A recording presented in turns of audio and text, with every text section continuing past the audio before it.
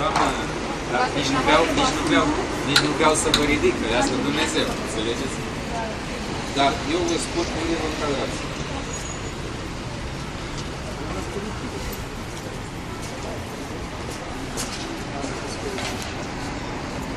Nu mai are nevoie. La cine ar fi?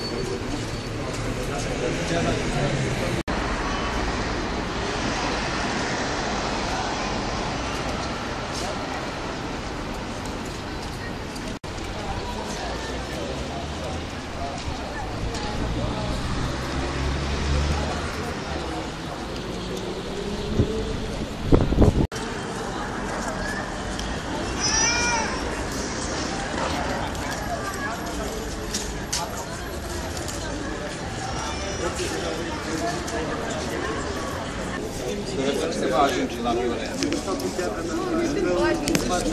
Eu nu înțeleg care e problema. N-am afișat benă, n-am instigat lumea. Unde nu știi să mă pun între noi, aici care văd că sunt aici, nu m-am pus cu oamenii și oamenii să nu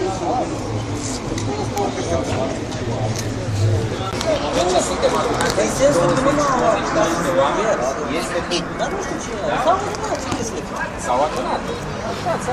Asta v-am citat și eu articolul din legea 30, care spune că vă spun că articolul 59 din Constituție spune că am dreptul să mă întâlnesc. Fac manifestări, să stau pe stradă. Ce închide? Spun opinia. Se poate. Manifestările artistice, manifestările sportive. Păi nu! Nici eu nu vreau să... Eu nu sunt aici decât să fac atât. Și eu fac... Dar dacă vreți să cântăm legea, dacă vreți să cântăm legea, atunci facem un joc aici.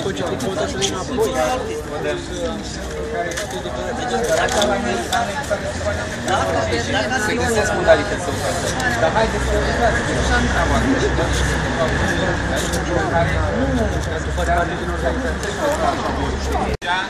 se trece de ce ați spus dumneavoastră la o adunare spontană. Da? Aveți un mesaj pe care vreți să-l transmiteți. Se încadrează într-o manifestare de protest. Ceea ce faceți dumneavoastră acum poate fi sancționat cu o amendă de la 5 la 50 de milioane de lei. De la 5.000, de la 500 la 5.000 de lei, da? Sfatul meu este să mergeți fiecare de unde ați venit și rămânem decât cu avertizările verbale. Vă somesc în special pe cei care v-am legitimat și vă voi continua să-i legitimez pe toți cei care sunt aici și vă voi spune că deja la nivel național a fost lucrul acesta, trebuie să iau măsuri împotriva dumneavoastră, dacă nu ascultați ceea ce vă zic. Am venit aici, am discutat, am găsit niște oameni într-adevăr foarte bine pregătiți. Am avut niște discuții, v-am spus un punct de vedere, v-am spus și eu ceea ce prevede legea. Deci vă rog, ca să nu trecem la măsuri pecuniare, vă rog să încetăm adunarea și să mergem fiecare la de unde am venit, la lucrul. Da? Tot ceea ce... Mai ascultați-mă puțin.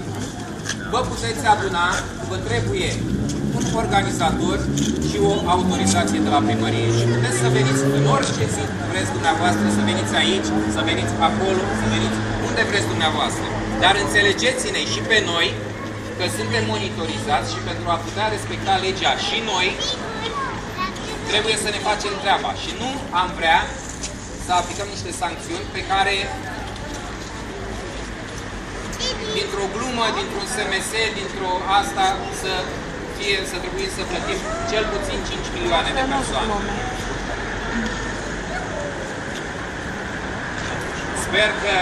Sper că m-ați înțeles și sper că veți urma calea legii, da? Acesta a fost mesajul meu.